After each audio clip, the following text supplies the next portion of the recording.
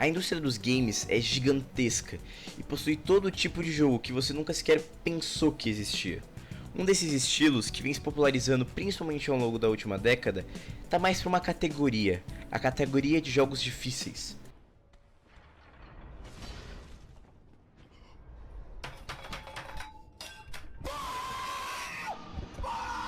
Jogos que têm como foco principal uma gameplay imersiva, onde você deve aprender e masterizar cada uma das mecânicas do jogo, para poder prosseguir e rumar ao longo dessa campanha, do universo que o jogo te propõe. Esse estilo vem se tornando amado e criando fãs devido à grande originalidade da maioria dos seus jogos, porque, afinal, como eles são difíceis e eles demandam um grande esforço ao jogador, eles precisam mostrar universos e campanhas cativantes que incitem a curiosidade do jogador, expondo um objetivo, uma recompensa, que deve ser uma grande recompensa, uma recompensa a nível de quem quer se arriscar nesse estilo com uma dificuldade bem elevada. Eu sei que a maioria de vocês deve estar pensando, meu Deus, é aquela franquia, mas calma, vamos do começo, vamos ao jogo que provavelmente inspirou o início dessa moda dos jogos difíceis. Talvez o primeiro jogo que tenha atingido essa fama de ser difícil e de precisar de uma grande habilidade para jogar seja o ancestral de todos os chamados roguelikes. Um jogo chamado, para surpresa de zero pessoas, Rogue, que saiu lá em meados de 1980, com uma gameplay que hoje em dia seria até motivo de piada, mas que na época era um jogo extremamente interessante e inovador. Ele se baseia num sistema de dungeons geradas proceduralmente, que para quem não sabe são dungeons geradas na hora, elas não são criadas previamente por um programador, você entra na sala e ela é criada. Nessas dungeons podiam ocorrer diversos eventos aleatórios e que o jogador devia confrontar e vencer a todo custo, porque afinal o jogo tinha permadeath, ou seja, uma única vez que você morre, você tem que voltar desde o início com os status e os itens iniciais, sem nada garantido. Por isso os jogos são chamados de roguelike, porque esse pequeno rapaz da década de 80 criou a ideia de você ter apenas uma vida e exatamente nenhum checkpoint. E é justamente essa ameaça da morte permanente e de fases que você nunca ia conhecer com a palma da sua mão que o jogo foi considerado um dos primeiros jogos difíceis, um dos hard games, talvez o primeiro de toda a história. Antes de falar propriamente dos jogos difíceis em si, eu queria adentrar numa das categorias de jogos. Não são coisas oficiais, mas são algumas categorias que eu criei na minha cabeça que eu acho que vale a pena mostrar pra vocês, que dividem os jogos e nas espécies de dificuldade que eles possuem. O primeiro tipo de dificuldade que eu queria falar é a dificuldade por ameaça. Um bom exemplo disso são os jogos de parkour, que vem se popularizando principalmente nesse ano e no ano passado, por serem jogados em strings como Only Up, Jump King, Baton Brutal, Chain Together, que o Speed e o Kaizenat jogaram. Esses jogos se encaixam perfeitamente, porque sua dificuldade não está numa gameplay muito difícil, muitos inimigos com muita inteligência acima da média. Sua dificuldade está baseada em ter uma ameaça constante, a todo momento. Nesse caso, de voltar tudo desde o começo, que nem dos roguelikes. Outros jogos que a gente pode encaixar nessa categoria de jogos com dificuldade por ameaça são os jogos de simulador de tiro realista, como Escape from Tarkov e Hunt Showdown, em que a dificuldade do jogo está relacionada à mecânica, com certeza, porque são players contra players, só que pra mim sua principal dificuldade está na ameaça constante de perder todos os itens que você às vezes está 3, 4 dias pegando e o progresso que se reuniu ao longo do tempo. O próximo tipo de dificuldade que eu queria falar é a dificuldade por status. Esse tipo de dificuldade é baseada principalmente em oponentes e desafios que possuem capacidades muito acima da média. E eu tô falando de capacidades no sentido de resistência, força, magia e agilidade, e não de inteligência dentro da luta. Porque no estilo de dificuldade desses jogos, normalmente são oponentes burros, mas são grandes esponjas de dano que possuem status muito altos. Alguns jogos que são bem famosos por esse estilo são Vampire Survivors, Muck e talvez até o Bloons TD6, onde a dificuldade do jogo é baseada em grandes barras de vida e de dano. Mas não exatamente em oponentes inteligentes, mas oponentes que vão dar trabalho para você matar. E o terceiro, mas não menos importante, é a dificuldade por inteligência. Talvez não seja o nome mais adequado, mas eu acho que descreve exatamente o que esse tipo de jogo faz. Aqui, em vez de barras de vidas gigantes, várias condições para poder atrapalhar a vida do jogador, a única coisa que muda é a inteligência do seu oponente.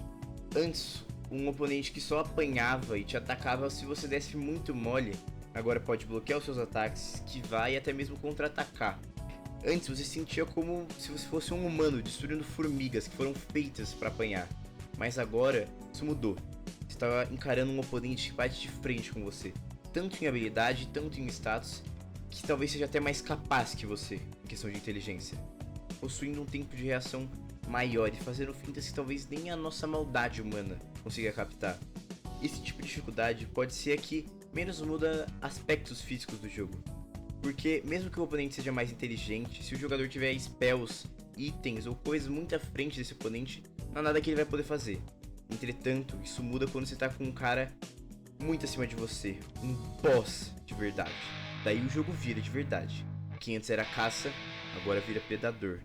Normalmente são usadas dois tipos de IA nos inimigos em jogos. A Mock AI, usadas em gameplays assimétricas, onde há um jogador contra um número absurdo de inimigos, fazendo com que elas se aprimorem, porém tragam bem mais aberturas para o jogador poder derrotá-las com mais facilidade, porque afinal são muitos inimigos.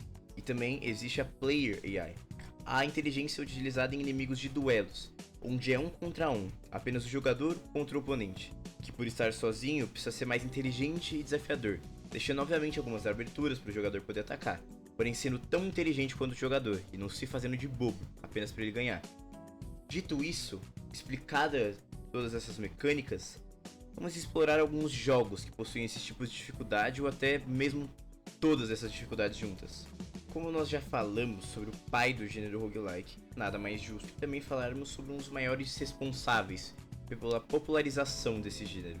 Como sempre, esse jogo não é um AAA feito por alguma empresa multimilionária, porque todos nós sabemos que eles não fazem nada de muito inovador já faz algum tempo. Mas sim, a Supergiant conseguiu fazer uma mitologia que já possui milhares de anos. Tem uma interpretação totalmente nova e um character design de forma magnífica. Tudo isso quando você está preso, enclausurado, numa prisão feita abaixo do nosso mundo material, sendo comandado pelo ditador do inferno desse mundo, o grandiosíssimo Hades.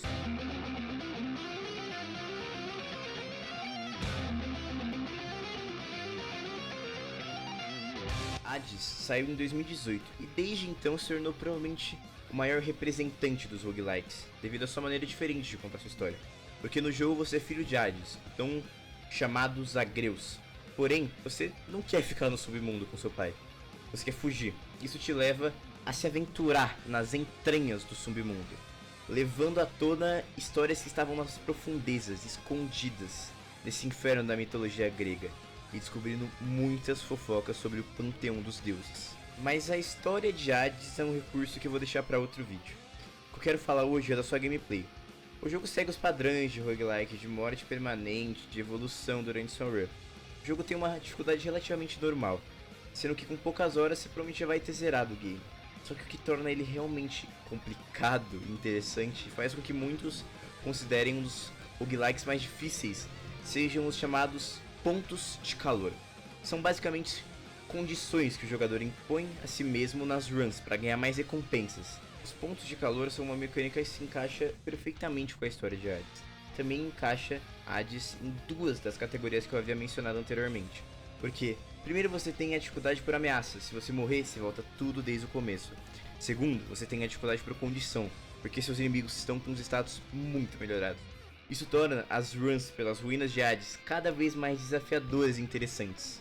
Um gênero que já não é mais tão comentado, mas que continua sendo um dos meus favoritos, são os RPGs de turno. Porque a minha infância eu sempre via youtubers jogando e eu nunca tinha oportunidade de jogar esses RPGs naquela época.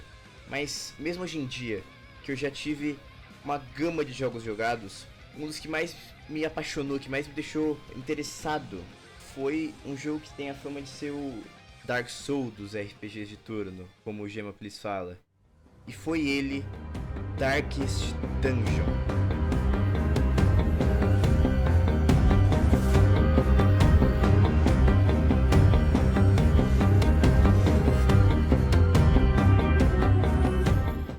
O jogo foi lançado em 2015 e mesmo tendo estourado a bolha e ficado extremamente famoso, o jogo porém adquiriu uma grande fanbase, considerável até, e uma fama devido à sua dificuldade um pouco acima do normal. O jogo conta basicamente a história de uma família que, em busca de poder, acabou por libertar um mal tão antigo e tão desolador que pode destruir o mundo inteiro. Então cabe a você, um pequeno sucessor dessa família, a liderar um grupo de aventureiros que vão evoluir e juntar recursos até serem capazes de derrotar esse mal tão opressor, inspirado nas histórias de Lovecraft. Porém, o que tornou Darkest Dungeon relevante de verdade foi a sua gameplay, que é cercada de condições para deixarem a aventura do jogador desafiadora e algumas vezes até tão estressante de tão difícil. Esse ponto pode ser o que atrapalha o jogo para algumas pessoas e atrapalha ele a furar a bolha e afastar alguns jogadores. Porém, ao mesmo tempo, esse é o tipo de gameplay que torna tudo tão divertido e cada vitória tão satisfatória apesar das dificuldades. O jogo utiliza as dificuldades de status e a dificuldade de ameaça, que eu tinha mencionado anteriormente, porque além da morte permanente dos seus personagens, mesmo que eles saiam ilesos e vivos das dungeons, eles podem ganhar doenças, problemas psicológicos ou até fugir da sua party de tanto medo. Falando nisso, Samantha, vai tomar no seu cu, você me abandonou, estava logo no level alto, filha da... E quando nós falamos de uma dificuldade elevada no mundo dos games, logo nos vem à mente jogos de ação, onde a gente tem que se virar nos trinques para poder derrotar o oponente, ganhando equipamentos e habilidades novas para ter a chance de ganhar deles. Mas e se existisse um jogo onde a dificuldade não está exatamente em derrotar, mas sim em fugir? Porque ele é uma ameaça que em mundo algum você conseguiria derrotar com suas próprias mãos. Quando eu falei de jogos em que o oponente fica mais inteligente, alguns já devem ter pensado na hora em um jogo que é famoso. Foi uma das IAs mais arrombadas do mundo dos jogos, uma IA tão inteligente que o jogador sente só uma presa na frente de um predador. Algo que não é um predador humano. Ele tá tão distante da sua compreensão que você se sente sozinho, quase isolado com um alien.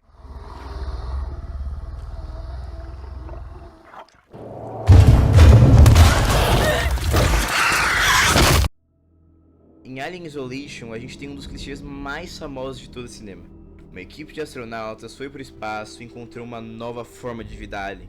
Só que diferente de nós, ele não é tão amigável assim, se tornando rapidamente uma grande ameaça e predando cada um dos integrantes da missão. O jogo ficou bem conhecido entre a comunidade de terror por sua IA que controlava o alien de forma assustadora. Ele é um dos poucos jogos que se adapta para o terceiro tipo de dificuldade que eu tinha falado. Porque a dificuldade aqui não está sobre o jogador ter diversas coisas acorrentando ele, inimigos com uma barra de vida gigante, ou que você tem uma arma def. Aqui a dificuldade está numa ameaça que é tão inteligente quanto você, e que você não pode fazer nada contra ela, então sua única opção é fugir e esperar ser um pouco mais esperto antes que ela consiga te achar e acabar com a sua missão. Ou a sua vida, né? E depois de falar de todos os tipos de dificuldades, de alguns dos jogos que representam elas, eu vou obviamente falar da franquia que mais popularizou os jogos difíceis. Então, sejam todos bem-vindos, mesmo que já conheçam, a Dark Souls.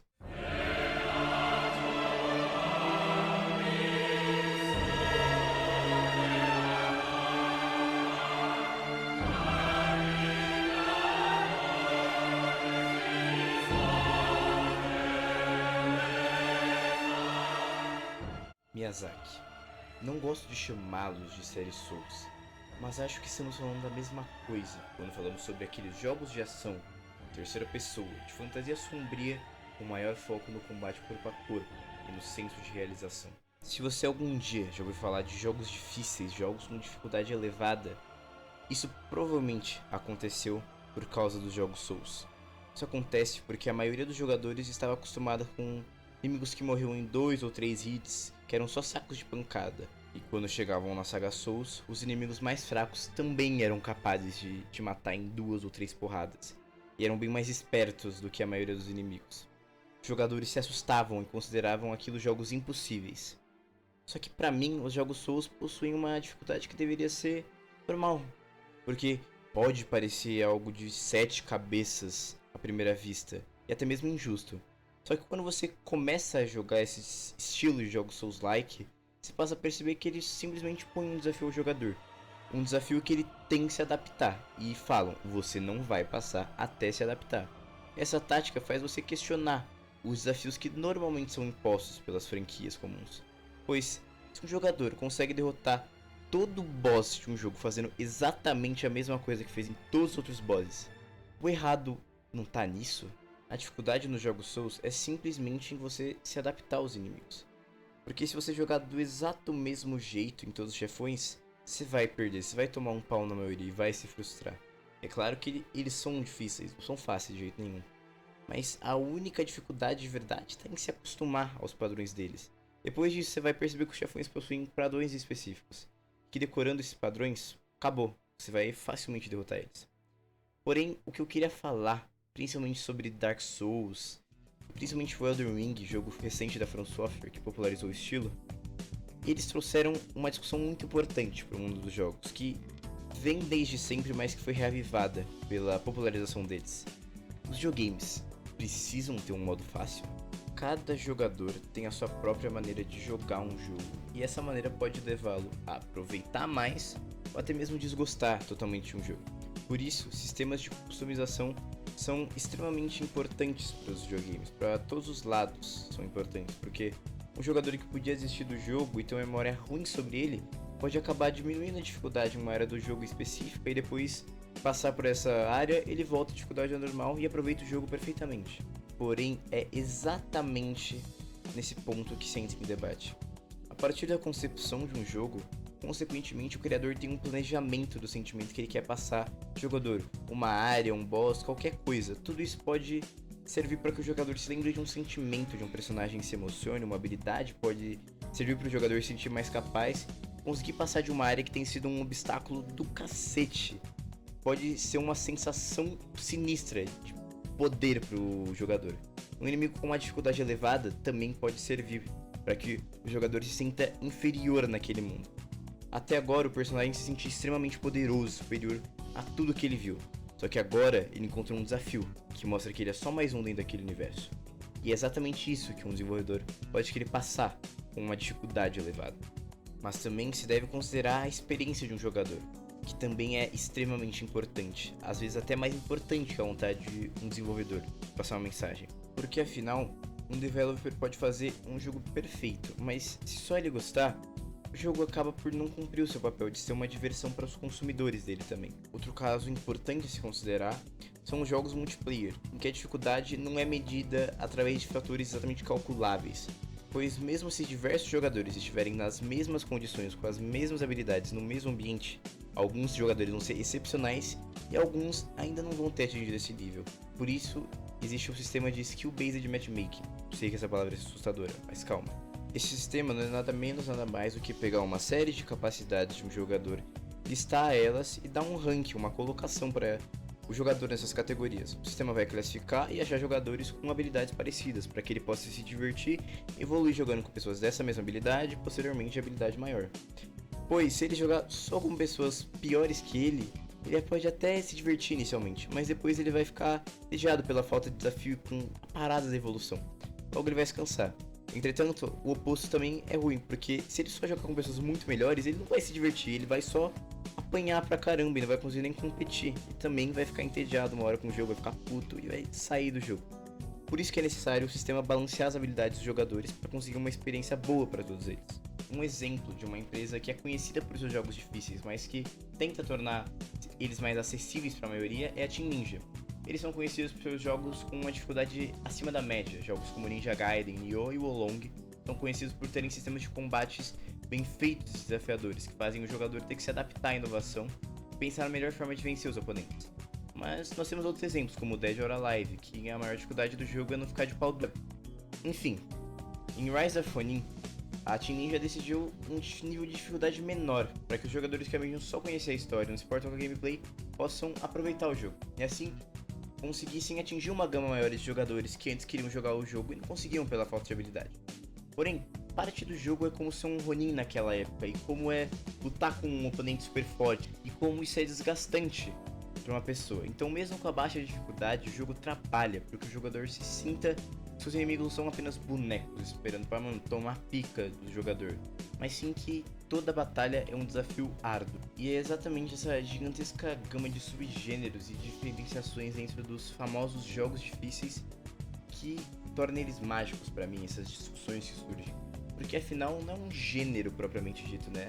São jogos diferentes de distintas formas que possuem uma dificuldade elevada em algum ponto específico, mas exploram isso de maneira criativa e inovadora, para que o jogador possa se concentrar para superar um desafio que nunca teve que passar nos outros jogos. Essa provocação dos desenvolvedores acaba por criar comunidades que ficam viciadas nos jogos. Essa paixão cria algo que vem esperando cada vez mais o mundo atual dos jogos, que são pessoas que esperam o lançamento de suas publishers favoritas, porque sabem que os jogos vão ser feitos com carinho e com o tempo necessário, que não vão sair acabados pela metade só para ganhar dinheiro. E eu sei que algumas pessoas vão continuar dizendo que jogo é para se divertir, que qualquer coisa que seja estressante é mais trabalho do que diversão. Mas, vamos lá, cada um se diverte do seu jeito. Tem um maluco que tem 2.000 horas em jogo de criar parque de diversão, um cara que joga Stardew Valley 80.000 horas por dia, e até alguns doidos que gostam de ver seu personagem favorito sendo estraçalhado na sequência do jogo que você ama. Corta essa parte. Mas enfim, o que importa é que você se sinta e jogue o jogo com a maior conexão possível. Isso é algo que a maioria dos jogos difíceis proporciona, porque como eles são difíceis, você passa horas e horas na frente da tela do computador ou na televisão jogando eles, você acaba por se conectar com aquela experiência. Então, aproveite o jogo da melhor forma. Essa foi mais uma experiência do Assuntas, mais algo que eu achava legal para falar com vocês. Se você gostou, muito obrigado. Por favor, dê um like, se inscreva no canal e, se puder, veja os outros vídeos e aguarde para os próximos. Viu? Muito obrigado.